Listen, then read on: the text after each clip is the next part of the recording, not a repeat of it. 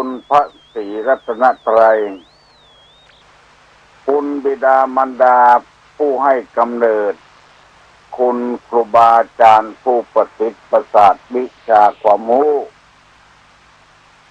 คุณงามความดีที่ท่านทั้งหลายได้บำเพ็ญมาในอดีตและกำลังจะทำในเวลานี้ตลอดถึงเสื้อวัดเสื้อวาเสื้อบ้านเสื้อเมืองพระสยามเทวาธิราชสิ่งศักดิ์สิทธิ์ทั้งหลายอันมีพระบรมธาตุเจ้าโดยสุเทพและครูบาเจ้าศรีวิจัยนักบุญแห่งล้านนาไทยเป็นต้นโปรดได้ดลบันดาลท่านสาธุชนผู้ฟังทั้งหลายทั้งพระเจ้าพระสงฆ์ได้มีความสุขกายสุขใจเหมือนกันทุกคนทุกท่านและก่อนที่จะได้ดำเนินรายการต่อไปนี้ขอเชิญชวนท่านสาธุชนทั้งหลายได้ไหว้พระเพื่อให้เกิดความเป็นสิริมงคลความม่วนใจสุขใจเกิดขึ้นกับท่านทั้งหลายว่าพร้อมกันเนอพนมมือขึ้นอารังหังสัมมาสัมพุทโธภควาพุทธังภวันตังอภิวาเทมิ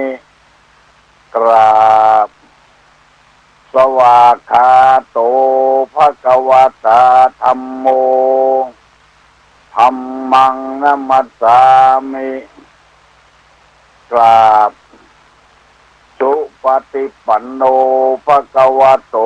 สาวกสังโฆสังฆังนะมามิกราบหันธัมมยังพุทธัสสะภควโตบุพพาภคณะมะกะลังกะโลมะเสนะโมตัสสะภะคะวะโตอะระหะโตสัมมาสัมพุทธัสสะนะโมตัสสะภะคะวะโตอะระหะโตสัมมาสัมพุทธัสสะนะโมตัสสะภะคะวะโตอะระหะโตสัมมาสัมพุทธัสสะพุทธังสรณังกัจฉามิธัมมังสรณังกัจฉามิสังฆังสรณังกัจฉามิตุติยัมปิพุทธังสรณังกัจฉามิ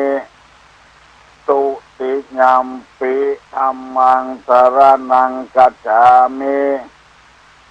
ตุติยัมปิสังฆังสรณังกัจฉามิ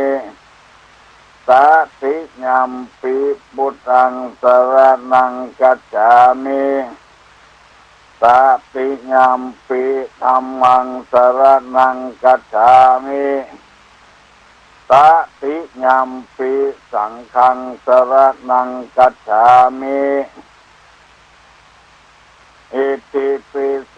ภะคะวังอะระหังสัมมาสัมพุทโธวิชชาจารณะสัมปันโนสุขโตโลกาวิทูอนุตตโลปุริสธรรมสารถิสตาเทวมนุสสานังพุทโธภควาติสวากขาโตภควตาธัมโมสันติติโกอากาลิโกเอเยปัสสิโกโอปนะยิโกปัจจตังเวทิตโพวินโยหิติสุปฏิปันโนภควโตสาวกสังโฆอุจุปฏิปันโนภควโตสาวกสังโฆญาญาปฏิปันโนภควโตสาวกสังโฆสามิจิปฏิปันโนภควโตสาวกสังโฆญาติตังจัตตาลิปุริส ายุคานิอัตถาปุริสาบุคลาเอสะภะคะวะโตสาวกสังโฆอาหุไนโยปาหุไนโยภักขิไนโยอันตริกาละนิโยอนุตตรังปุญญเกตังโลกัสสาติกราบหนึ่งกราบสองกราบสามมาแล้วหนึ่งเสียงกองเสียงกองเสียงมองต่ำเข้าเสียงตุเจ้าเทศนาธรรมมาแถมแล้วเนอะมาแถมแล้วมาทุกวันตั้งแต่6 โมงถึง7 โมงบ่มีการปิดวันพระวันศีลวันเสาร์วันอาทิตย์ออกอากาศที่สถานีวิทยุพระพุทธศาสนา FM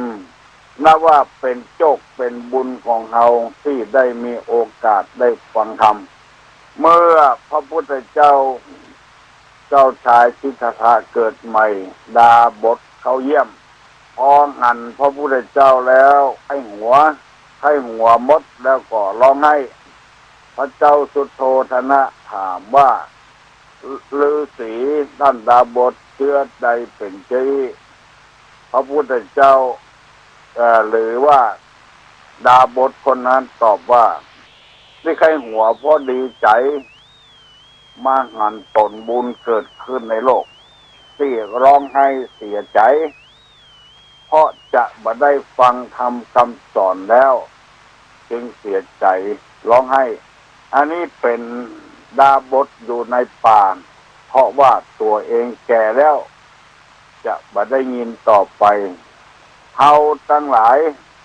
บัดจำเป็นจะต้องต่อดาบทต่อพระฤาษีถึงแม้นว่าคำสอนนี้บัดใจพระพุทธเจ้าเทศแต่สาวกของพระพุทธเจ้านำเอามาเทศ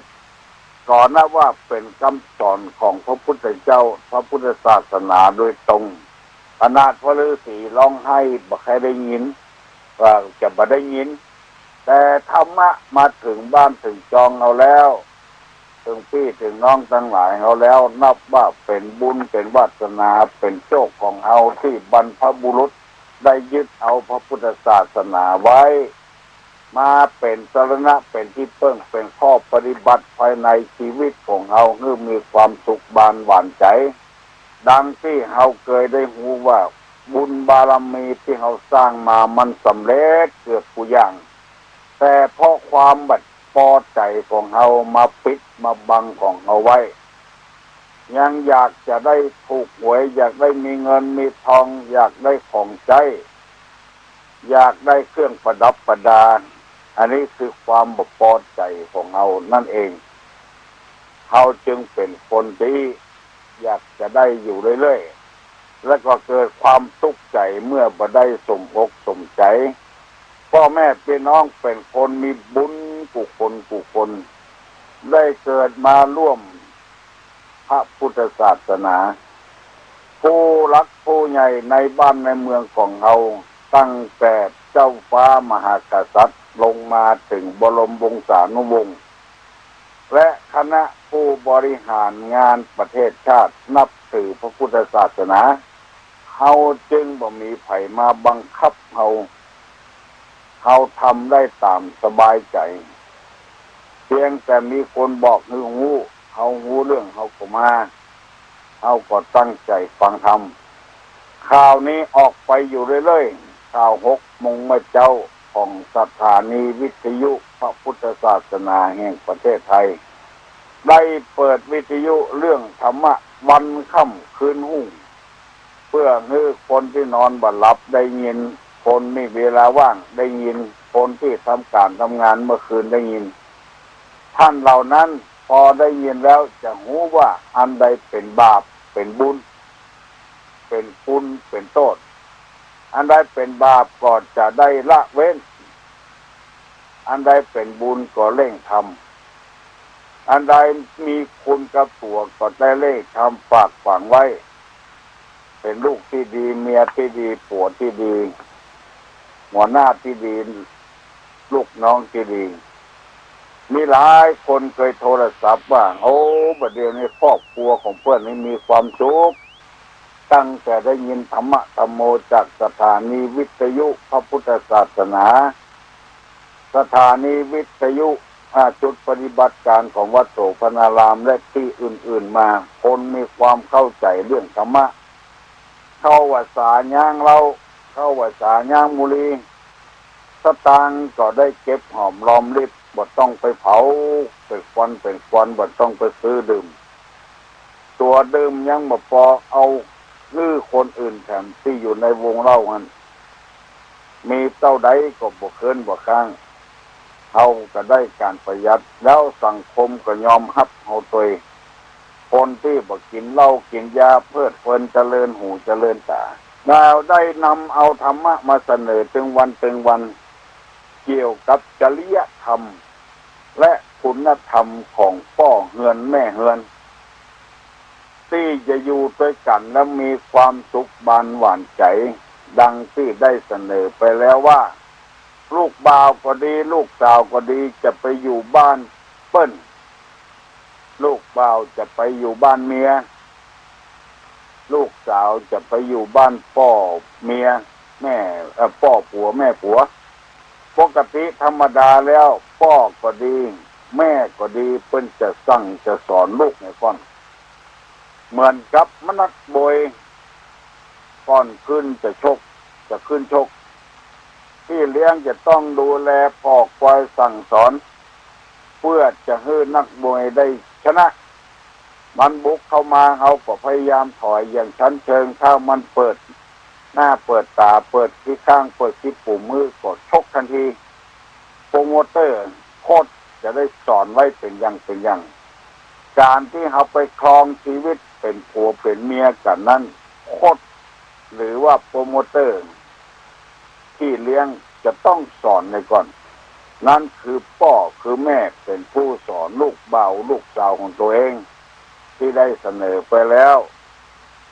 มีใจความดังที่ตุลุงจะลืมให้ฟังว่าข้อที่หนึ่งไปในอย่าไปนำออกอย่าไปนำคุณงามความดีขอคุณความบดีของในบ้านพ่อผัวแม่ผัวพ่อเมียแม่เมียออกไปอู้เปิ้นสำนักบ้านนกจองสองอย่าทำเอากำกะลิงหารนอกบ้านเข้ามาแฉเข้ามาอู้ในบ้านเรียกว่าไปนอกอย่าไปนำเข้าไปอธิบายไปแล้วแจ้งไปแล้ว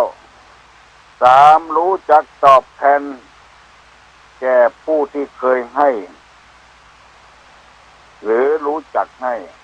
ตอบแทนบุญคุณของพี่น้องทั้งผัวทั้งเมียหมู่นี้เป็นต้นสี่อย่าให้แก่คนที่ผู้ไม่ควรให้เช่นคนเกียจขี้ค้านอย่าไปฮื้อเขามันจะเกยตัวเห็นดีมือดีอยู่มาขอกินอันนี้ข้อที่สี่ข้อที่ห้ารู้จักช่วยเหลือทั้งฝ่ายพ่อผัวแม่ผัวฝ่ายสามีอันนี้ก็ได้อธิบายไปแล้วช่วยเหลือเพื่อฝ่ายเพิ่นมีการมีงานอย่างเรื่องเข้าเป่าไฟการบ้านการจองรับเป็นภาระเปิ้นเลี้ยงหมูก็เลี้ยงหมูเปิ้นเลี้ยงสิ่งสารสัตว์ในบ้านก็เลี้ยงช่วยเปิ้นด้วยว่าช่วยเหลือทั้งฝ่ายเปิ้นถึงเปิ้นของเฮาบ่ฮักบ้านอารัดตัวเฮาลำไปอันนี้ว่าบ่นั่งเฉยอันนี้เรียกว่ารู้จักช่วยเหลือทั้งฝ่ายผัวฝ่ายเมียข้อที่หกว่ามานั่งเฉยในเมื่อพ่อผัวแม่ผัวหรือพ่อเมียแม่เมียเนี่ยกันหรือผัวก็ดีเมียก็ดีเนี่ยกันเข้าไปช่วยทันที ช่วยเหลือทันทีบัดนิ่งเฉยบัดนั่งกินบัดนั่งพอเปิ้นเนี้ยอันใดก่อช่วยเปิ้นอันนั้นเป็นบ้าเป็นแหงได้อธิบายไปแล้วเมื่อตัว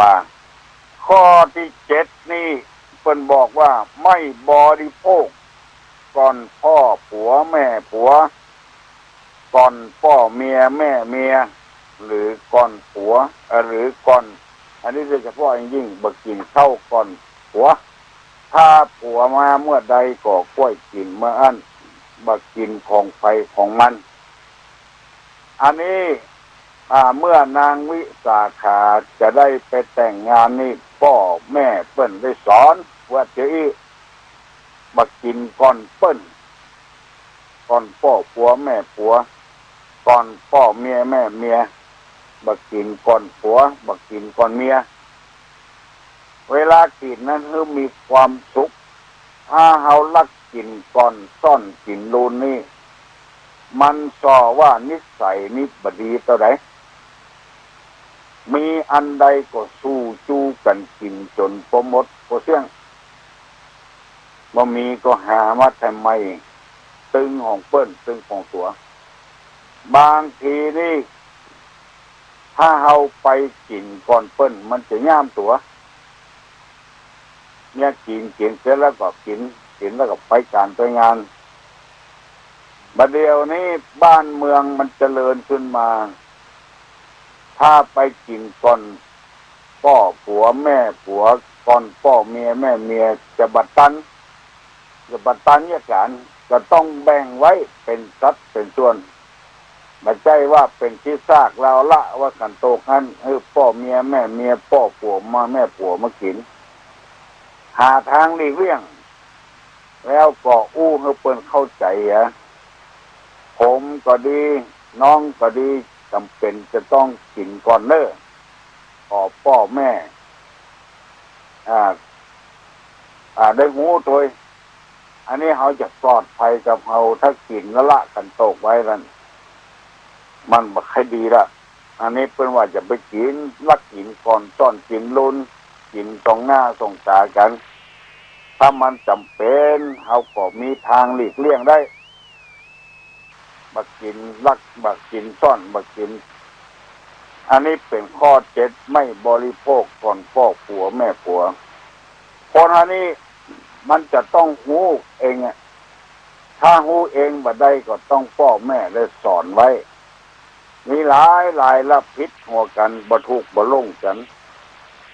ก็เพราะเหตุว่าพ่อแม่บ่ให้ข้อมูลบ่ให้ความรู้กับลูกกับเต้าเหตุก่อนแล้วส่งไปอยู่กับเปิ้นจะเจอกันมาว่าจะเป็นอันใดจะเป็นตู้เจ้าเป็นพระนายก็ดีเป็นครูบาอาจารย์ก็ดีถ้าลูกน้องกินก่อนแล้วครูบาอาจารย์กินมลุนก็การนายขายบ้านเมืองประเดี๋ยวมันเป็นไปอย่างนั้นแล้วกินกันก่อนแล้วคนที่ตุกก็ตุกแตะทุกว่าบางทีไปได้การได้งานอย่างมาไปฮับเมาสัก200,000เอามากินมาได้ก่อนเป็นแสนพุ่นเราเอาเงินเหลือเงินแสนเดียวเอาให้คนอื่นทำไปแล้วก็ขาดทุนหมอเนี่ยเงินตายได้กินน้อยเดียวหมอที่ใจมันสมองก็เอาไปกินก่อนหมูนี้เป็นต้นคนเอาอยู่กับกันต้องบ่ฮือบัวจำน้ำคุณบอกว่าจะเป็นกำให้ใจลาบอะไรอย่างเงินทองอะไรอย่างพอดีหูมาเมื่อรุนแล้วเขาบ่ให้ศรัทธาบ่เลื่อมใสพ่อค้านายขายก็เช่นเดียวกันไปขายแป้งลำไปอุ่นใจจะได้ครั้งเดียววิธีอยู่กับกันมีความสุขบ้านหวานใจบัวประจำน้ำบกคุณต้องใช้วิธีอย่างแยบยนอย่างแนบเนียนตุลุงจะเล่าเรื่องที่ผ่านมามีเรื่องนึงมีครอบครัวอยู่ครอบครัวนึงอยู่กับกันมีความสุขบานหวานใจตอนหลังนี้พ่อจายนี่ไปคบกับพี่น้อง จ้าเขาในสมัยเมินแล้วไม่ใช่สมัยประเดียวเจ้าเขาประเดียวนี้พัฒนาเจริญรุ่งเรืองแล้วจบปริญญากันเป็นเจ้าเป็นนายไปแล้วในสมัยก่อนเป็นเผ่าใดเขาก็บอกว่าเพื่อไปจับใส่เผ่าเปิ้นจะโคตรเวลาลูกลอยมามันจะต้องมานอนแฮมแก่มือบ่มีรถอย่างเดียวปากันมาเป็นหมู่มากินมานอนบ้านแล้วเมียเปิ้นนี่บอกให้สบายใจอึดอัดใจเพราะว่าตังบนดอยนี่เปิ้นดังหลัวดังไฟนี่เอาหลัวเอาฟืนดังแต่ในบ้านของเขานี่พัฒนาแล้วใช้ถ่านเวลาจะนึ่งเข้าเป่าไฟกันนี่ใช้ถ่านหลัวบุมีบนดอยเปิ้นบอกใช้ไฟมันเป็นเปลวถ่านนี่มันบอกเป็นเปลวก็เอาป้องเป่าไฟไปเป่าที่อังโลเอาวีจนที่เต้าเต็มเต่าไฟเสียววุ่นเมียเปิ้นก็รำคาญจะว่าก็เสียน้ำใจผัวก็หาวิธีจนมาที่ใดก็กุ้มใจที่นั่นจะว่าเงือไปก็ผัวเปิ้นชอบคนห้วยคนดอยเพราะส่งเคราะห์ช่วยเหลือมันต้องไปเจ้าที่อื่นมาอยู่บ้านนี้ทำอาหารการกินที่บ้านนี่กินคนเดียวไปคนเดียวมันวันหนึ่งพี่น้องจังบนดอยลงมาละแล้วบอกปะหัวบอกปะสามีเลยถามว่าสหายครับไปที่ไหนเมียก็ได้ท่าละหาวิธีบือบัวจำน้ำปุ่นโอ้พี่น้องเอ๋ยสหายสู่เนี่ยบัดเดียวนี้บัดได้ความแล้วมันบัดได้ความมาเนี่ยจะได้มันแบกจากมองไล่บุคคลนะข้านี่จะไปหูไปมอบไปที่ไหนบอกว่าลูกล่างเมียว่าเมียมันไล่บุบหมดโอ้คนดอยก็สงสัยแล้วมันเป็นบ้ากันหาถ้าจะเป็นบ้านะตอนอย่างเฮามานอนนี่มันจะบุกก็หามันแน่เนอะอาจจะบุกก็ได้โอ้ไปดีอินดูมาก็บอกปะเปิ้นก็ซ้ำว่าต่ำฉากมองไล่บุคคลดอยก็กลัวตายแหละกลัวเจ้าของบ้านมาบุกหัวมันจึงเอาไปไหนไประเบาห้องเร็วแบกจากมองไล่บุคคลบ้านกันกลัวเลยว่านอนชะกรรมกลัวโดนบุกล่นขึ้นดอยไปทันสัก2 ชั่วโมงกลัวเปิ้นปิกขึ้นมาว่าถามเมียว่าตะกี้นะถ้าได้ยินหมาเห่าคนควรหมู่บนดอยมากะมาลูกแล้วมีไหนขึ้นดอยบุญละเพราะเขาฟังเมื่อนี่อย่างเรื่องมันจะมาถามซื้อสากงองของสูเนี่ยกระเดื่องนะกระเดื่องที่ต่ำเข้านะแกนกระเดื่องเนี่ยสากงองเนี่ยมันจะถามซื้อค่าบักขายสักคำปัวสู่มันเดือดสู่สดายเงี้ยไม่มีผลเลือกประเจิดแปลงเมื่อใดก็ได้จากงองอันก่อนมันไปทางไรก็ไปทางเก่าบางกุเตื้อนะจ๊ะกระจายก็เสียดายเงินแบกจากงองไล่ไปก้นหมู่ดอยป้นขึ้นอยู่บนดอยป้นกับมิมกับมอมแล้วกระจายคนนั้นก็น่ะสหายอยู่ก่อนอันจากงองเนี่ยถ้าจะขายนะ100นะหมู่นั้นก็หันแบกจากมองตัวก้นมาเหมือนนึกว่ามันจะไล่บุกล่นขึ้นดอยเอาละ100เดียวนะล่นขึ้นเด็กๆพวกอิฐพวกหิวพวกข้ามพวกตะวันตกบัดตันหมู่ดอยสักคำก็ขึ้นไปอย่างก่อนแล้วก็ได้แบกจากมองปิกมาไม่ได้ขายสักคำตั้งแต่วันนั้นเป็นต้นมาหมู่เจ้าดอยพี่น้องบนดอยประมาแถมซ้ำหัวโดนสากงองอันเนี้ยก็ออกไม่ออกบัวไม่ช้ำน้ำไม่ขุ่น เขาอยู่ด้วยกันนี่จะไปให้บวชจำนำคุณจะไปกินก่อนพ่อผัวแม่ผัวถ้าจะกินก็ขออนุญาตแบ่งให้เหี่ยติ้งอันนี้เป็นข้อที่7เป็นว่าไม่บริโภคก่อนพ่อผัวแม่ผัวพ่อเมียแม่เมีย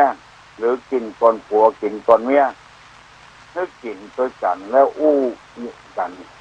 กรรมบดีบดักอย่าไปเอามาอู้ในขันตกขันเข้ากรรมใน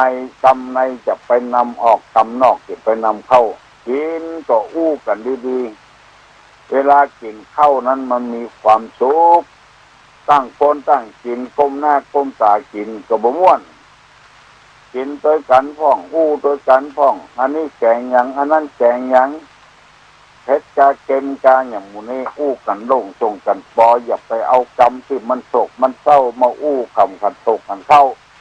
อย่าไปเอากรรมที่บดักเพื่อนพิการเพียงการเพื่อนฆ่าเพื่อนฟันเพื่อนแทงกันมาอู้กันตกกันเข้ามันเป็นกรรมที่ตกเศร้าเสียใจกรรมที่มันฮึกเหิมกินเข้าไปแล้วมันจะเป็นพิษเป็นภัยอย่างใดอย่างหนึ่งกินเข้าก็บ่ลำแล้วอันนี้เป็นกรรมนำมาเสนอให้พี่น้องท่องหิ่งทั้งหลายได้ฟังในอันนี้ทรงแห่งการแสดงธรรมเป็นว่าให้ฟังสิ่งที่ยังไม่เคยฟังเป็นว่าอย่างนั้นคุณสมบัติของพระนักเทศน์นะให้ฟังสิ่งที่ยังไม่เคยฟังสิ่งใดได้เคยฟังแล้วแต่ไม่เข้าใจชัดย่อมเข้าใจสิ่งนั้นชัดมันไม่ลายลงบางองค์จำอู้จัดดีเสียงก็ม่วนทุเจ้าที่เทศข้อเสนอมาจัดดีเพื่อให้คนฟังให้อู้โวยไปหน่อยอู้เร็วไปหน่อยก็เลยบอกให้หูเรื่องไปเนี่ยอู้จะจ้าชัดถ้อยชัดตำดีตู้ลุงเนี่ยมันเป็นคนเมืองเหนือกระแบะกระแบนกระแตไว้ใจว่าของไขอย่างเปิ้นอันนั้นไขในแก้วไงเนี่ยยังบอกปอในแก้วไงอันนี้เปิ้นฮ้องกันว่ามันเป็นไทยกึ่งเมืองกึ่งไทยก็ไผเหตุแต่เมืองโน้นเมืองนี้บึกใจเปิ้นว่าเมืองหั่นเมืองนี้ปัญญาบอกว่าเป็นปัญญา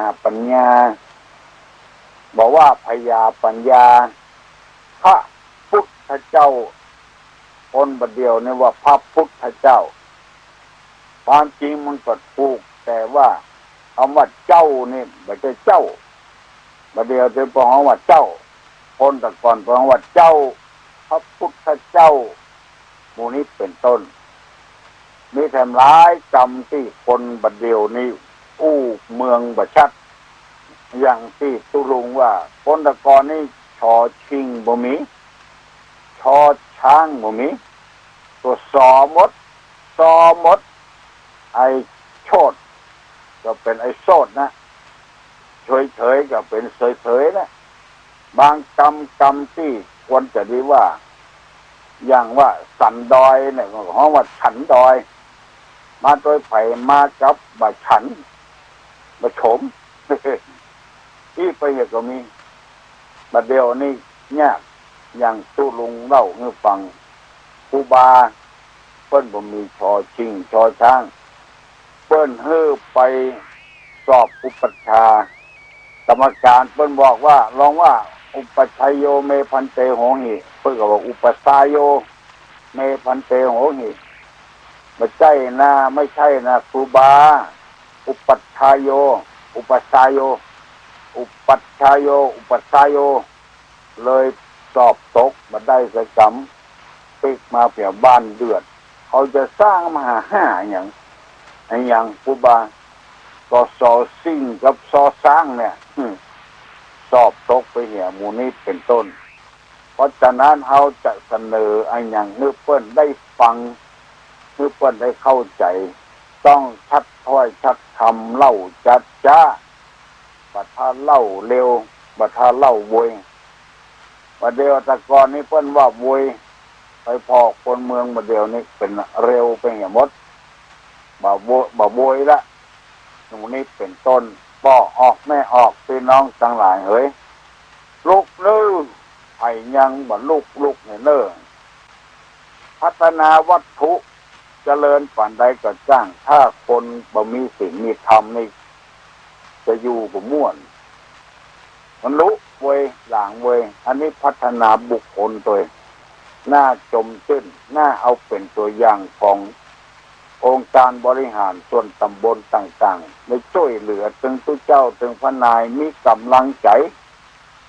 ถ้าอย่างนี่บ้านเมืองของเรานี่เจริญแน่ถึงไปเจริญด้านวัตถุก็ตามเถอะจิตใจเจริญแน่นอนบัดเดี๋ยวนี้มันเจริญขึ้นมานักแก่นะไปพอทีวีคนที่ไปเฝ้าพระเจ้าแผ่นดินไปเยี่ยมไปใจเปิ้นแออัดยัดเยียดกันอยู่โดยบ่มีไผนัดไผหมายบ่มีไผเชิญไผชวนคนฮักพระเจ้าแผ่นดินฮักแกะฮักว่านุ่งเหลืองกันไปทางใดก็เหลืองฮักเหลืองห้ามมีน้ำจิตน้ำใจอันประเสริฐเป็นอย่างยิ่งบัดเดี๋ยวนี้มัน6 โมงป่ายแล้วเนอะกึ่งป่ายขึ้นมาจะนักละไผยังลุกเนี่ยเนอะลูกเจ้าแล้วตู้ลุงขอขอบคุณแม่ออกที่อยู่บ้านโชตนามาทำบุญไถ่ถอนชีวิตสัตว์แล้วก็ทำบุญลงศพแล้วจะมาพ่อตู้ลุงเพราะได้ยินวิทยุและบหันตัวมาได้หันสักกรรมเพราะว่ามีธุระข้างนอกออกไปคิดข้างนอกไม่ออกที่ว่านี้คือคุณยายวันดีอุดมชัยหมู่บ้านโชตนาเอาเงินฝากทุเจ้าไว้100 บาทตู้ลุงเป็นก้ายุกก้ายาขอบุญปกปักรักษาเน้อแม่ยายเน้ออยู่ดีมีสุขแล้วภัยต่างๆที่เอาเงินบริจาคค่าดนตรีพื้นเมืองตู้ลุงก็ได้รับไปแล้วขอขอบคุณมาที่นี้ตัวฮัลโหล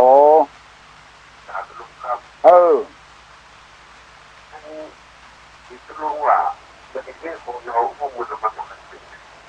เจ๊นะครับบัดเดี๋ยวนี้คนเฮาเป็นยังไงก่อนเป็นเจ้าใดก่อนแม่นเนาะโอ้สบายแต่มันหันประเด็นที่มันสอนลูกผู้ไทยกับเป็นนักเลย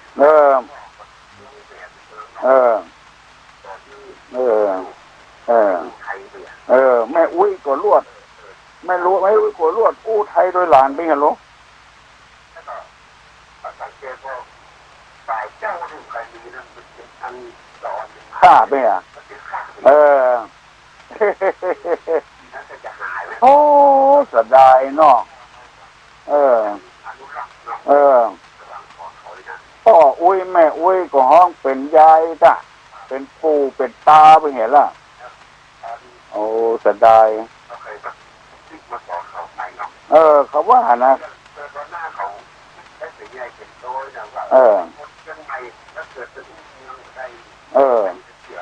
โอ้มีนักเนี่ยโอ้เมืองมาได้นะ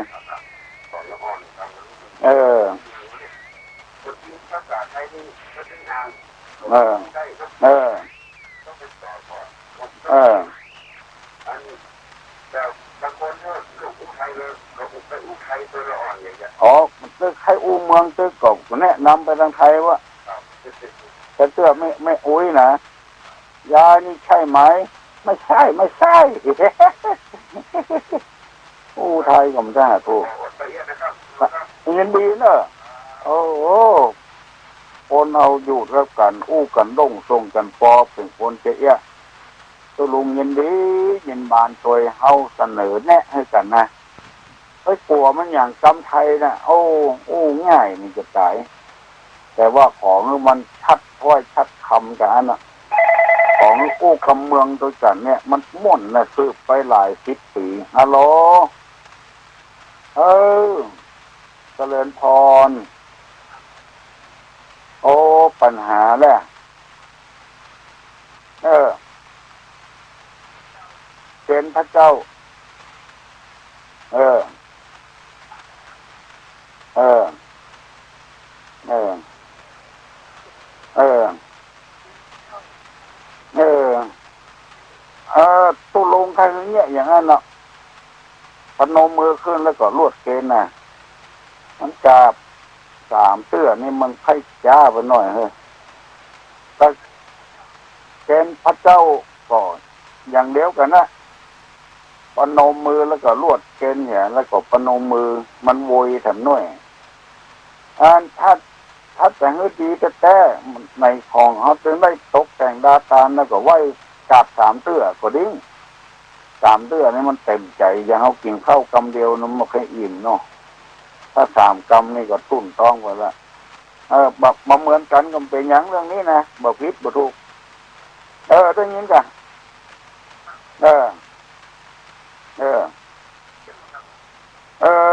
ไข่เตียนน่ะส่วนมากจะใส่สองเล่มนะเตียนเล่มเดียวเอาถึงมงคลถึงนะว่ามงคลน่ะที่ใส่สวยนะแบบอย่างใส่กี่เล่มก็ได้เป็นอย่างแบบมาจำกัดเขาสุดแล้วแต่ความคิดหันของไปของมันอันนี้มันแบบพิษแบบทุกอย่างที่ยังแต่ว่ามันประเพณีของเขานะเพิ่นจึงมีเขาตอกดอกไม้ไปตัวไปตานสังฆทานก็ใครมีดอกไปตัวดอกบัวก็ดอกอย่างก็ดอกดำบ้านตำจองมันดอกผู้สนดอกอย่างใส่ไปเถอะพระเจ้าพูดถึงว่าน้อมนำมายังตุปปะบุผามมาลาดวงดอกเขาตอกดอกไม้ถ้ามันมีเขามันมีเขาตอกดอกไม้มันเป็นจ้างว่าจะได้เจริญพรดีอกดีใจถามอย่างเงี้ยถามสร้างสรรค์นะถามสร้างสรรค์คือคนที่บ่งูได้หูตัวอะโหลถามบางคนถึงการทำการทานการทำเข้าต่อที่พระเจ้าว่าจะพาพอดีประหยัดน้ำโตสักปีพอดีอยากน้ำย่างในถูกกระทำขัดฟังอันยะถานั้นถูกยะถาวลิวหานั่นนะยะถานะพอตุเจ้าตั้งยะถาก็ญาติน้ำถูกบางคนเพิ่นก็ยุดไว้แถมถ้าตาเนื้อไผ่กอดญาติน้ำต่อนนั้นแถมตอนต้นเนี่ยยะถาวลิวหานี่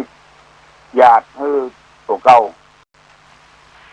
แม่ธรณีเจ้าที่เป็นสักขีพยานในการทำบุญแล้วตอนที่เปิ้นอุทิศไปหาคนตายนะก็ญาติไปให้คนตายทำกรรมมันจะได้แน่นอกแน่นใจเรื่องอย่างนี้มันเกี่ยวกับจิตกับใจบุญถ้าเฮาเนี่ยอย่างมันเต็มใจแล้วมันบุญเกิดขึ้นเต็มที่เต็มทางการที่พระเจ้าปั่นปอนน่ะมันเต็มใจได้บุญเต็มที่อะโหล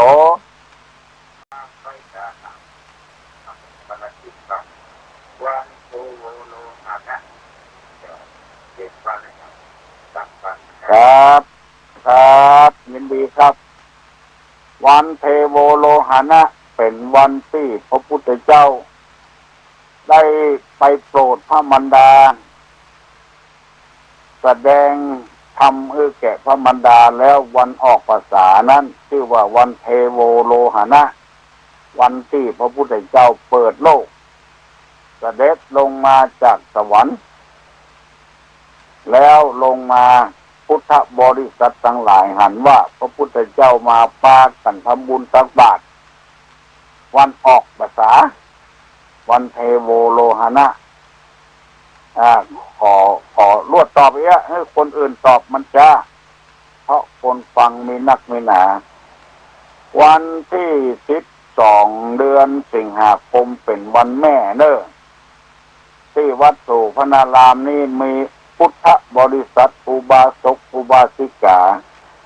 มาขอใจสถานที่วัดโสพนารามเป็นที่ฟังเทศน์วันเสาร์ที่2ของเดือนทุกเดือนบอกว่ากลางภาษาบอกว่าหน้าแล้งแล้ว จะได้นิมนต์ตู้เจ้าที่เทศเก่งๆมาเทศให้พวกออกไม่ออกฟังแล้วตังอำเภอแม่ริมได้ช่วยเหลือกันนั่นก็คือขอเชิญชวนพุทธบริษัทว่าแม่ดีเด่นมารับรางวัลเอาจะยกย่องมาเดี๋ยวนี้ได้เชิญไปแล้วถึงหมดกันมี90 กว่าหมู่บ้านจะเชิญแม่ดีเด่นที่เลี้ยงลูกดีแล้วก็ช่วยพี่น้องศิษย์ชาวบ้านบ่มีประวัติร้ายแรงมาเล่นการพนันมากินเหล้าเมายาเป็นแม่ที่ดีอย่างที่อาจารย์ประดิษฐ์ได้เล่าให้ฟังเมื่อตะวานะแม่ที่ดีเนี่ยประกอบด้วยเงิน3 น้ำ 4เงิน3นั้นโบราณเพิ่นว่าอย่างนั้นเงิน3มีอย่างป้อง1เงินอยู่2เงินเตาไฟ3เรือนผมไม่ยิงคนใดมีพร้อมอย่างนี้แล้วชื่อว่าไม่ยิงดีละเงินที่เอาอยู่ก็สะอาดสะอ้านปัดกวาดหม้อน้ำไอ้ยังย้อยเป็นที่เป็นตังบ่เหี้ยหายยาหยาดพอแล้วมันม่วนหูม่วนตา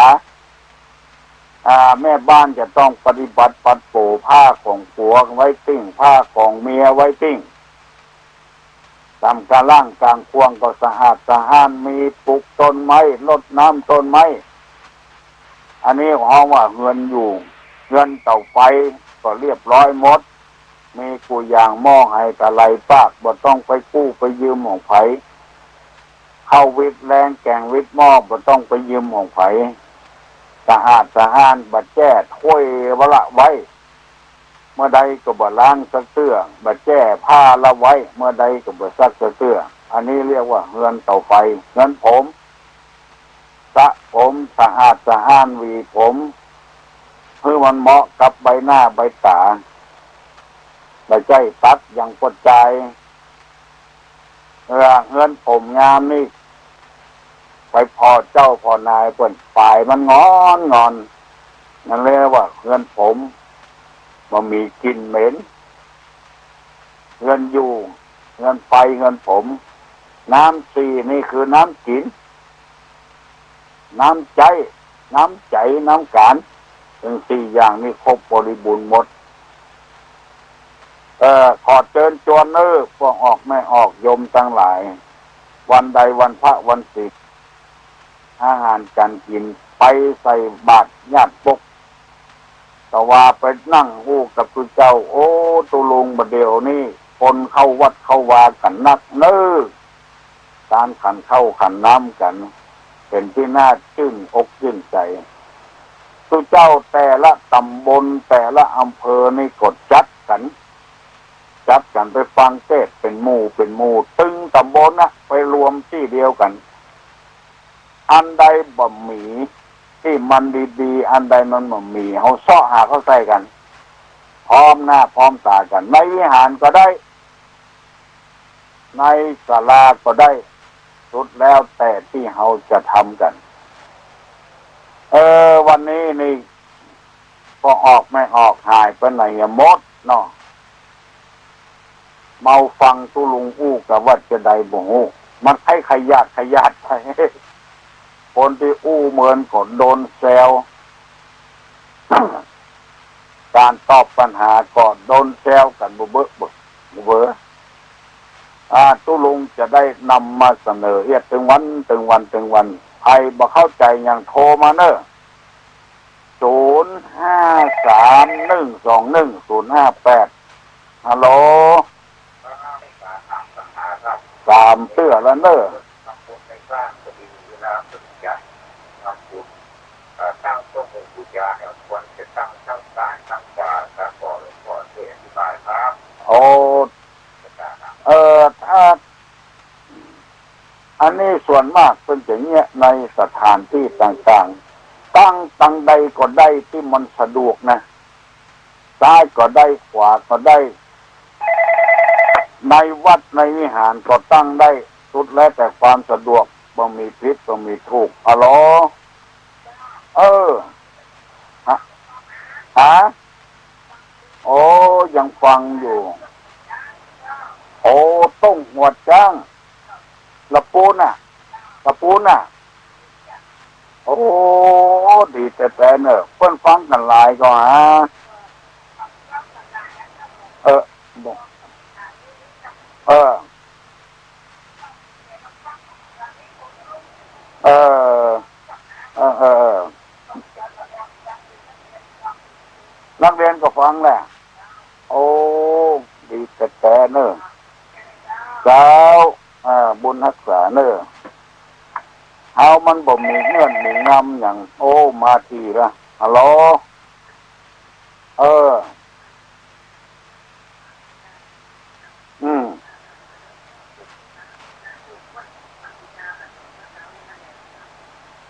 ปูจา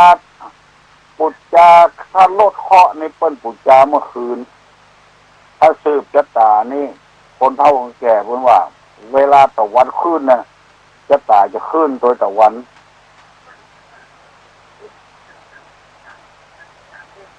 เออ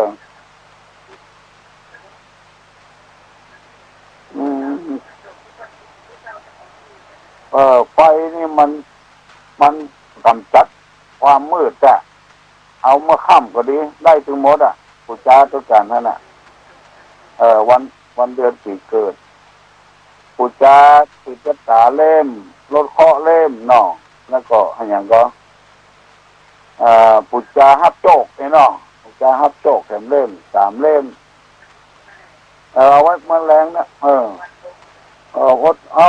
าสบายว่า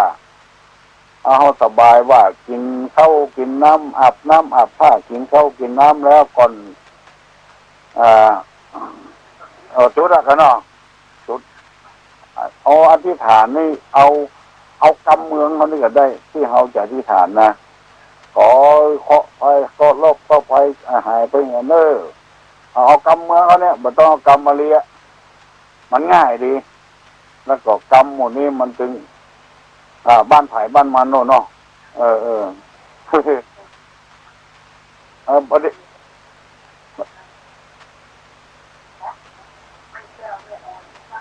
โอ้โอ้ดีแต่เออโอ้ทุดงมีกำลังใจจะนักโลสืบชะตาเอ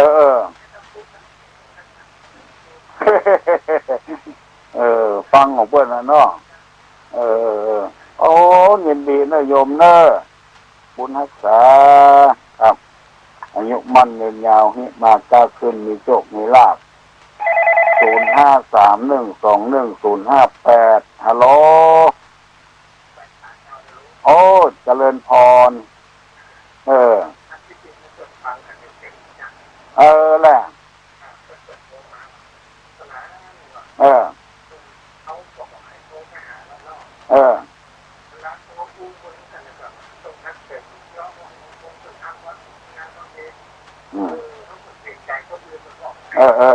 แม่นเนาะ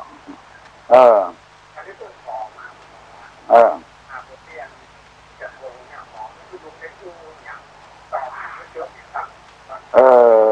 เพิ่งว่าจะอ่านกันเนาะคือได้จังหวะอ่ะเนาะ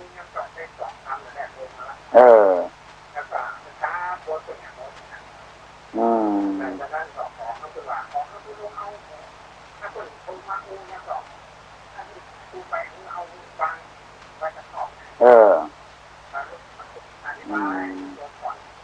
อืม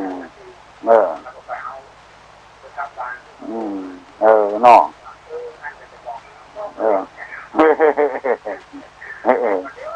ใจฮ้อนเนาะคนไทยนี่ใจฮ้อนอืม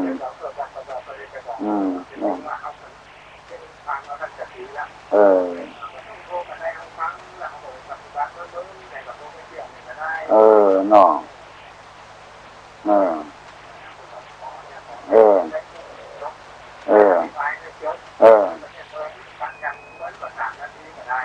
แม่เนาะ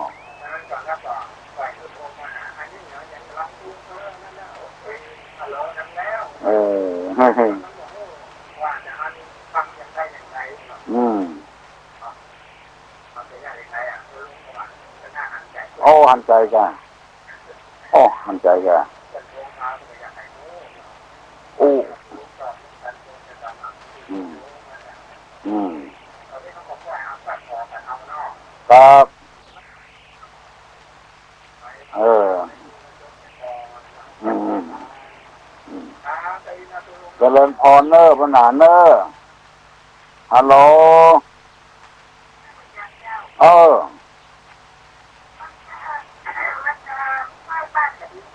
ฮะ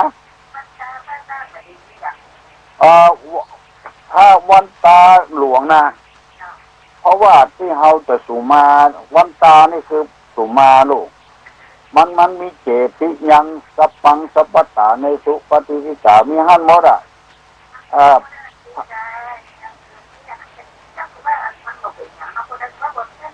เขาไปแจงอันที่เขาบนิยมกันเพราะว่าไอ้อย่างก็วัฏสีมายังสัพพเมโตสังฆมะทำไมมันอยู่ในวัดหมดอ่ะพระทักษิมาก็ดีกาเจดีก็ดีกาอย่างนะเขาโอ้โหทำดีกะทำดีวันตานี่คือขอโทษลงขอโทษสมาธุเจ้าวันตาน้อยนะดีแล้วไม่ออก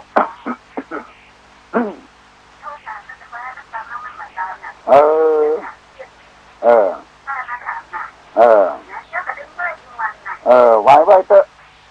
มันที่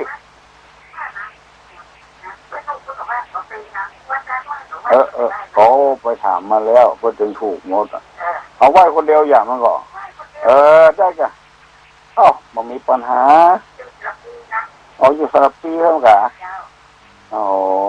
หมอนจ้ะแหละดีแค่ใค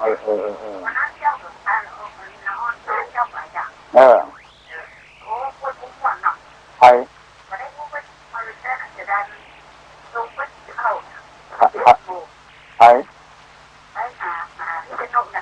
ขอบคุณองค์มน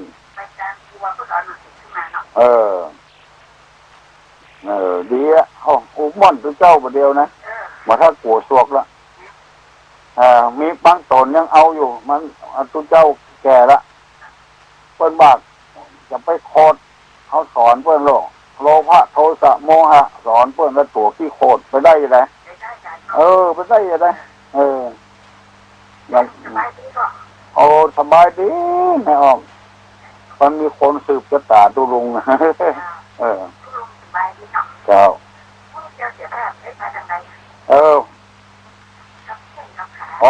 อาจารย์อยู่กับบ้านนะ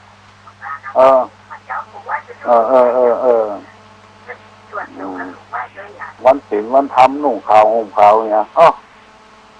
ลูกหลานจะได้เคารพนับถือจนนักอ่ะบอกว่าศีลหน้าแรงศีลกลางภาษาปฏิบัติทำเถอะอนุนักนะไปไหนมาได้แล้วหรอกแต่ก่อนไปละห้วยบ้านห้วยเมืองย่างเนี่ยพ่อ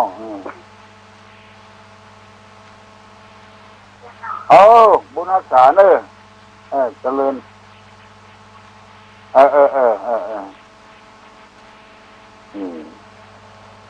ใบเตะว่าเตะบบพิษอย่างกันประเดี๋ยวนี้7:00ไปแล้วเนอะ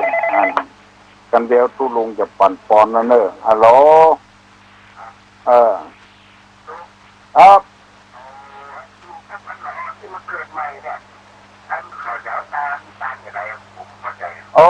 เอาไปถวายพระทุเจ้าว่าของเป็นลูกของพระพุทธพระธรรมพระสงฆ์เนอะแล้วก็เพื่อนมัดมือเหี้ยเอาถวายให้เจ้าสามดวงแล้วก็ตัดผมนั้นเปิ้นว่าครบเดือนก็หาเปิ้นตัดพูดผมอย่างใดก็เนี้ยเขาอันใดที่มันจะม่วนใจเขาก็เนี้ยแล้วเสื้อได้เป็นกี่เดือนเขาก็มาตัดผมที่วัดก็มีเอา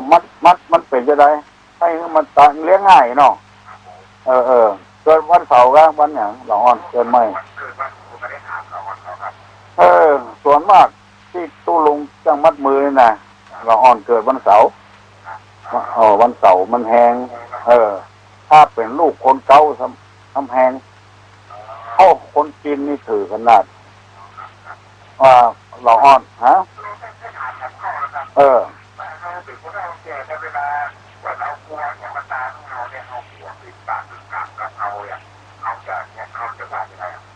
พอไปเป็นหยังเพื่อนเอามาปูจาความดีของเฮาลูกไปเป็นบาปเป็นกรรมหยังปวดหัวบ่เป็นหยังเอาไก่เนี้ยกำมังวิจีกำมังมโนกำมังเนี่ยกันจะว่ากำมังน่ะกันจะเป็นโทษเป็นกรรมเนี่ยเนอะเนี่ยนี่สิเจริญพรแต่ถ้ากลัวเป็นบาปเป็นกรรมอย่างเนอะตุลุกมาได้จะได้ปั่นปอนอะลยกมือไหว้เนอะตุลุงอย่าปั่นปอนละสัพพิติโยวิวัตจันตุสัพพะโลโควินาศตุมาเตภวะตวนตะลาโยสุขีติคาโยโกภวะอภิวาทนะสีริสนิจังมุตตาปจายโนจัตตาโลธรรมาวัฏันติอายุวันโนสุขังพลัง